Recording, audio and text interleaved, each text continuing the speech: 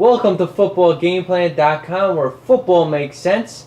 That's Emery Hunter's the playbook. I'm Tyler Merkovich, and it's week 10 already in the NFL, and we have an NFC West clash on our hands. It's Seattle at Arizona. The first time these two teams met, the Cardinals wiped out Seattle 27-3 at Quest Field. What are your keys to victory for the Seahawks, who are coming off a sluggish win against the Detroit Lions at home?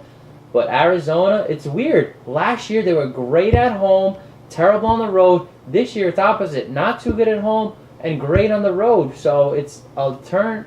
They turned the tables around. What are your keys to victory, though, for Coach Moore and company? For keys to victory for Seattle, they have to start the game when the Cardinals start the game. They can't get off to a slow start. You saw what happened last time against the Cardinals. They got off to a slow start and the Cardinals ran away with it. You saw what happened last week against Detroit.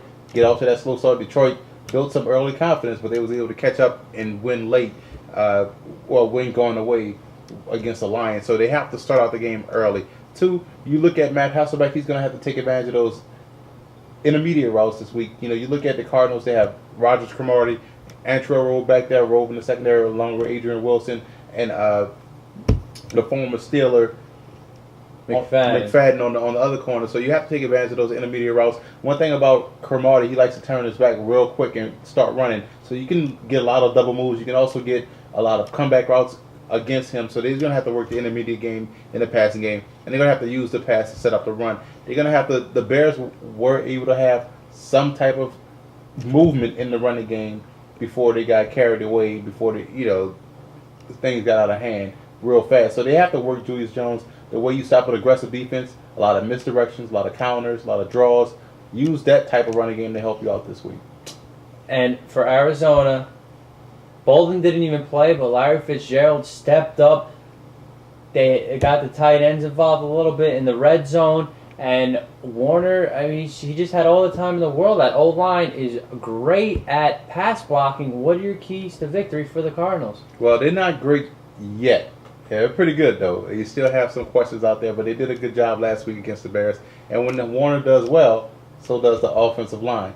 When they do bad, the offensive line is usually the problem. So, keys to victory for the Cardinals, they have to pick up the blitz. Jim Moore defense, it's a pressure-style defense. They want to come after Warner. You cannot give Kurt Warner time in the pocket because he will light up that secondary like Christmas. So they have to protect up the blitz because Seattle's coming with it. Second, more Hightower. Hightower is looking good. He's looking ready to run. Get more Beanie Wells and Hightower involved in the offense, and that's going to open up even more in that passing game because they're not going to have to tee off and play quarters coverage to try to stop Warner.